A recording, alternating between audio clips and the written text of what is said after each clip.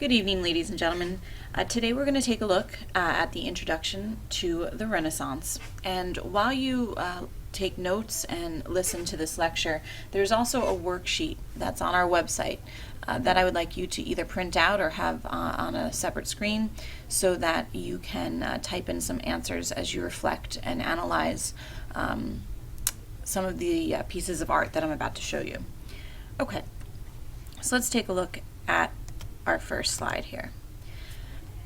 What you're looking at here are two different pieces of what was considered medieval art. Actually, let's take a look first at the one on the right. This is considered what we call an illuminated manuscript. One of the things that was really overwhelming for people was the ability to read, and particularly read in Latin. Most people couldn't do it. The church, they relied on the church heavily, and so what many monks did, particularly in these monasteries, is they would take the time to write out whatever piece of literature, usually something biblical, but they would add these illustrations to it, sometimes just for the sake of beauty and a form of art, but most of the time it also told some sort of a story to help the people actually understand or get the point, because they really weren't able to read.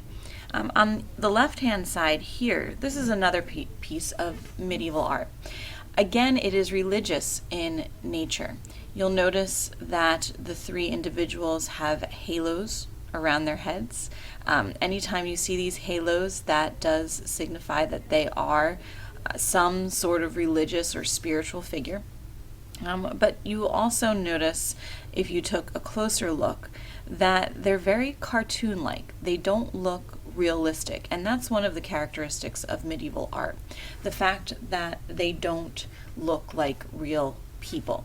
These are probably meant to either be saints or angels. We're not entirely sure, but they don't look like actual people. As a matter of fact, if you look very closely at their feet, they don't really have toes on their hands, they don't really have fingers. There's no realism to this. Instead, it's simply meant to portray some sort of religious or spiritual aspect. Additionally, you'll notice the colors. They are very dull in nature, usually because they made their paints with earth materials from the earth, clay, dirt, berries, things like that. And the last point about this medieval art, which is very typical, is that there is very little dimension to it. You'll notice it's kind of flat. They do attempt in some way to show that these two individuals are sitting closer to the front and this one to the back, but it lacks what we call in the art world perspective. There's no perspective here. And these are all very typical in medieval art. All right, so let's talk a moment about the difference here. The Renaissance, by definition, is going to be a rebirth of Greco-Roman values. And it's going to be incredibly different from the Middle Ages. But the first thing I want to make sure is clear is that the Renaissance, while their values change, they are not all of a sudden atheists. They are not all of a sudden opposed to the church or God, but they are looking to understand concepts, ideas, God, religion, everything for themselves, as opposed to fully and solely relying on the church.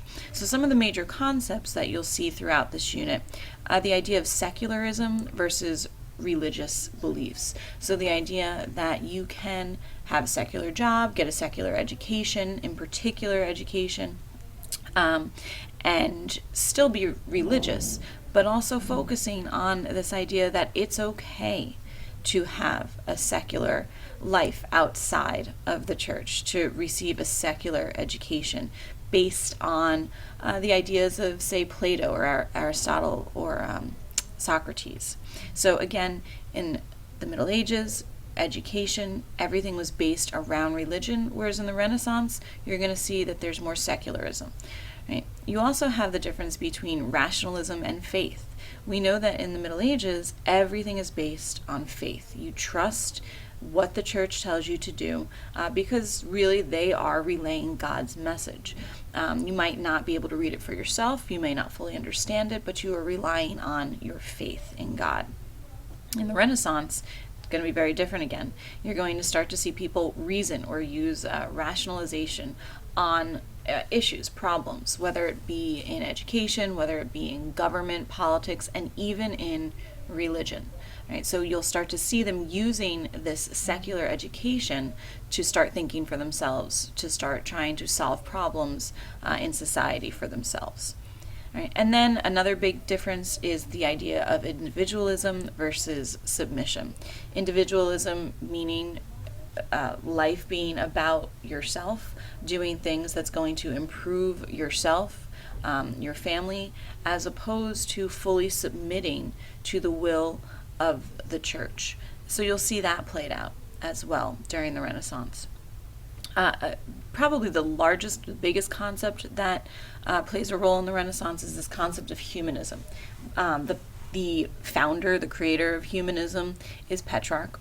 Basically, by definition, humanism is the belief that a person can better themselves, improve themselves through education, not necessarily just simply through God.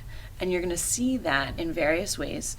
Excuse me, you're going to see that in particular in their artwork. That's what we'll start with. But you're also going to see it in politics, and then again later you'll see it excuse me, in religion. So let's start with some of the artwork.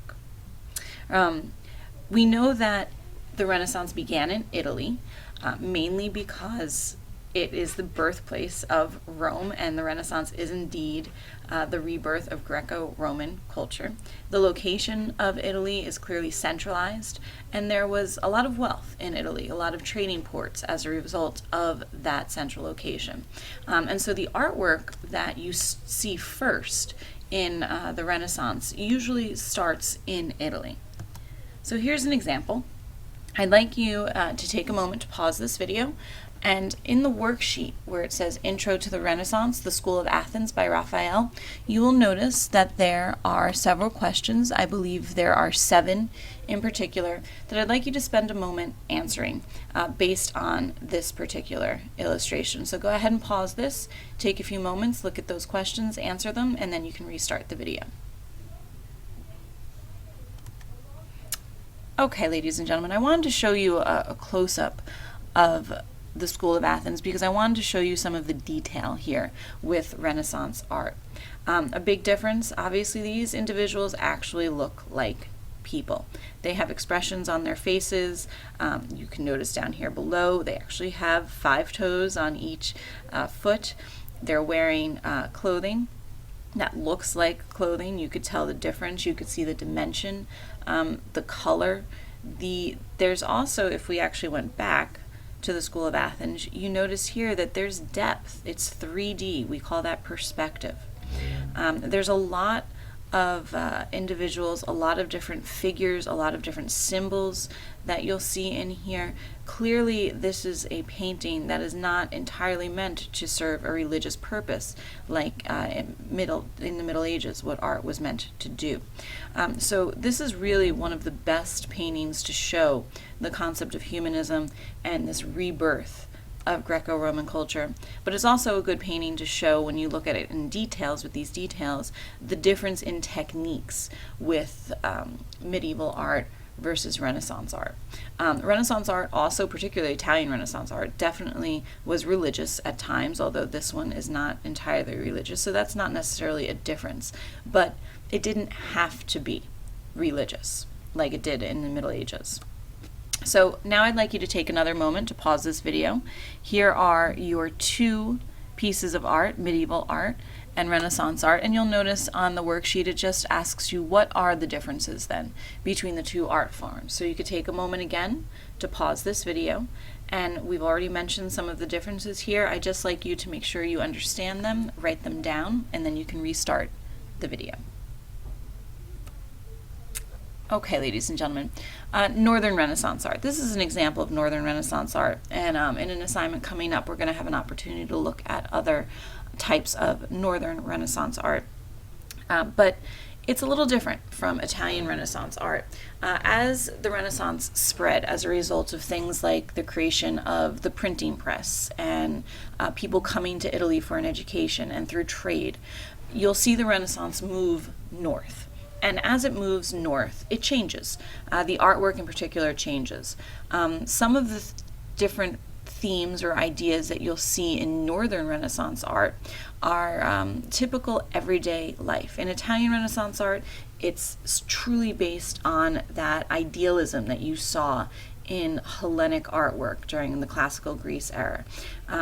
But when you move to the north, you start to see more realistic scenes. So not necessarily religious scenes showing, for example, the Sistine Chapel, God creating Adam, but you'll see something like this. This is called the Beggars, and this was something that this artist must have seen on a regular basis in his village, in his town, individuals who were suffering, and he portrayed that suffering in this piece of artwork. You'll see also in Northern Renaissance art self-portraits. You'll see some more abstract art to depict war or other forms of chaos that were going on in everyday life. But one of the fundamental differences between Northern Renaissance art and Italian Renaissance art is this idea of realism versus idealism, portraying real life versus the ideal that you'll see in the Italian Renaissance art. So I'd like you to do now, last question on your worksheet. Under Northern Renaissance art, it asks, how is humanism reflected in this particular piece of Northern Renaissance art? So you can pause the video, take a few minutes to answer that, and then when I see you in class, we will begin an assignment, a little research assignment, comparing, again, medieval art from Italian Renaissance art and Northern Renaissance art.